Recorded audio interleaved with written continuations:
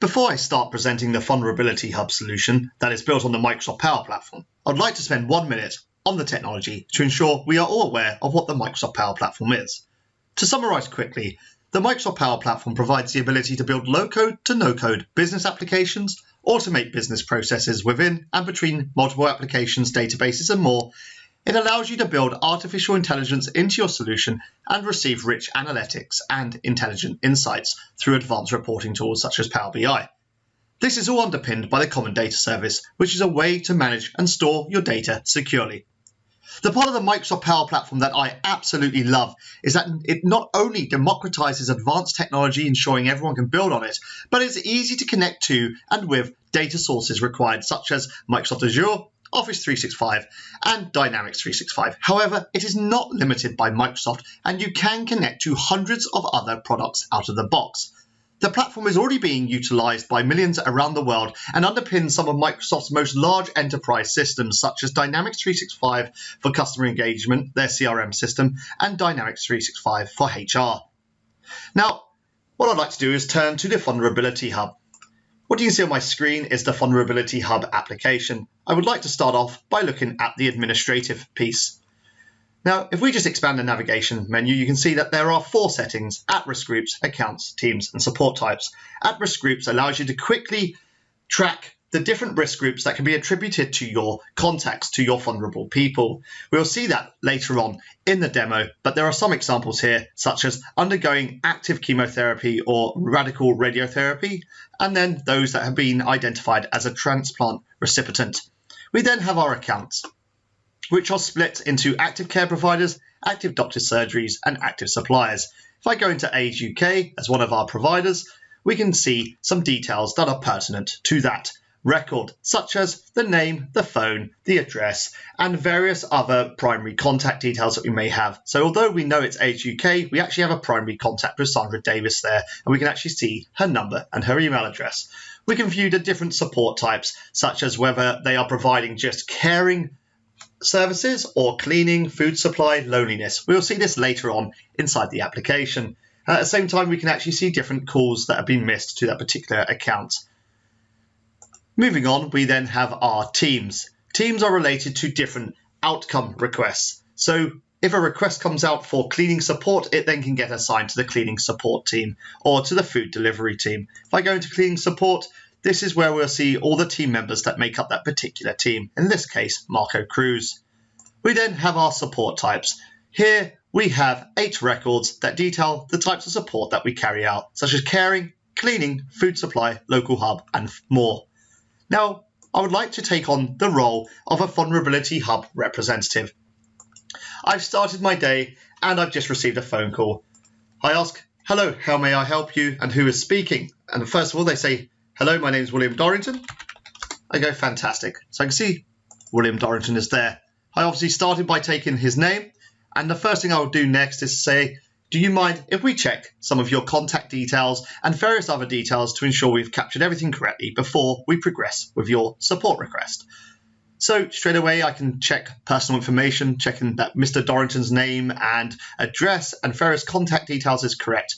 I can see if he needs a translator and what the language he needs translating from and to is, and any personal notes. And straight away I can see that William has been quite a strong user of our services. Here we can see that he's had 8 food delivery requests with 4 pending, 7 loneliness supports with 5 pending, and so on, with a tally at the bottom.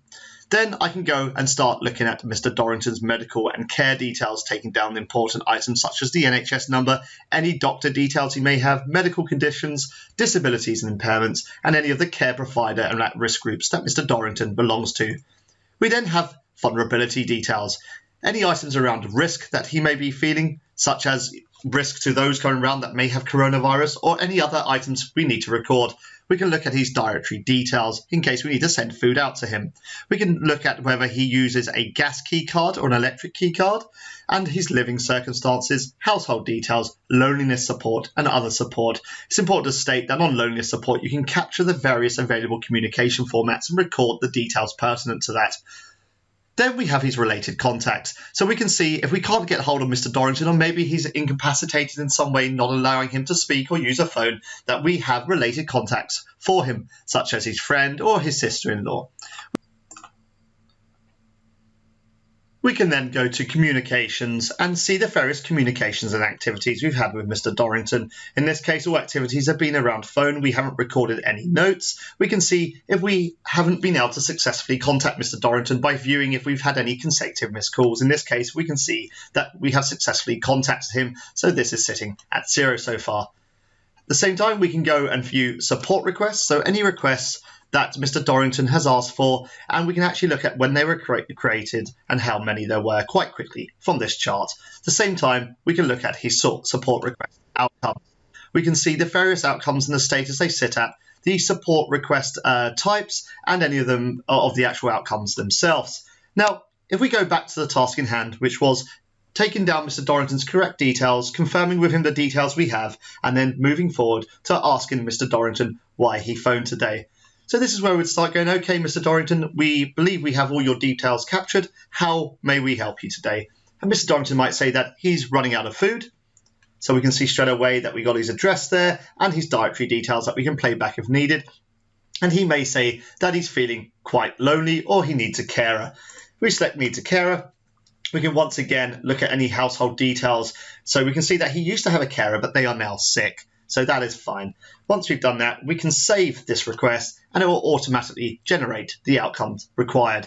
We can go to the outcomes now. Now, this all depends on how your council or vulnerability hub representative hub is set up.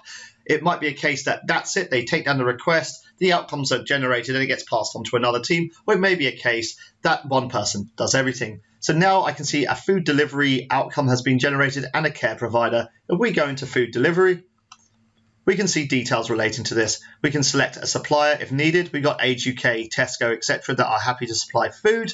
And we can look at the main contact details as well in case we need to play back absolutely anything at all. What is important to note is as soon as the outcome was generated, it was assigned to the food delivery team. So workers within that team will be able to go in to the request manager within request outcomes, and they will be able to quickly only see the items related to them, i.e. the food delivery team will only see the food delivery items. They can slice and dice this so they can see the action outcomes. We can go and look by type and quickly drill back to various different types if we so wish to. You'll see the pane on the right hand side will filter as I click through. What we can also do from here is look at items by priority. We can look at items by expected date, and we can look at by action outcome as where we started. Now on top of this, we have various dashboards. We can look at a slice and dice view of various data throughout the system. So in this case, we're looking at the request outcome details, so unassigned outcomes, pending outcomes, completed support request outcomes, and failed support request outcomes. On top of this, we can look at contacts miscommunication, looking at active vulnerable persons with missed calls. We can see a slice and dice of how many missed calls, as well as an accounting of all unsuccessful missed calls. So in this case, we have 7. On top of that, we can actually go and look at the support outcome actions. And once again, we get a nice view of what is most in use. So at this point in time, 33 food delivery requests, 22 care provider requests, and so on. Those that are still pending, those that have been completed, and those that have failed. And then down the bottom, we can look at the various expected dates. So we can see on this particular date, there is 111 requested outcomes expected to be carried out.